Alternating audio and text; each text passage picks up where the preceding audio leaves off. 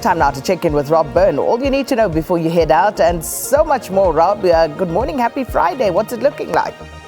Yeah, happy Friday. SK, good morning to you. Good morning, South Africa. Happy Friday indeed. All right, this is a video we got yesterday of the absolute sort of carnage, if you like, of traffic mayhem on the N2 going south of Durban. The road closure between Joyner Road and Dickens Road is still with us. It's that bridge collapse at the Umbogantwini River that caused all this. That bridge collapsed earlier in the week. So just looking at that traffic coming down from the old airport, from the M4 Southern Freeway onto the N2, that's exactly what you see on the highway. And keep in mind, of course, all of that N2 South traffic eventually has to come off either at Prospecton Road or down at Joyner Road.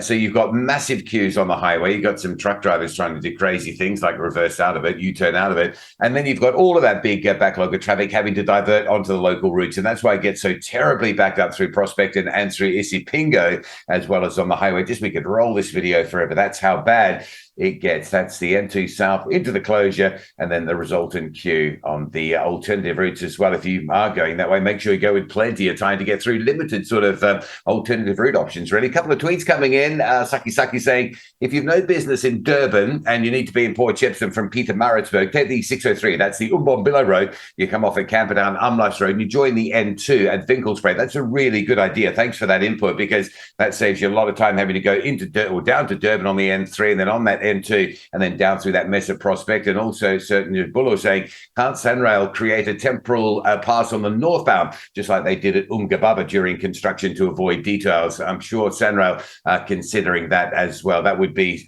two-way traffic flow on the northbound. Makes sense, doesn't it? It's probably operational issues around that. So major problems continuing in that area. Going south of Durban, make sure you've got plenty of time to get through. You can also have your say, jump on the socials, interact with us at x.com at Traffic SA. If you've been through there and you've got other advice for other motorists, we'd love to know about it.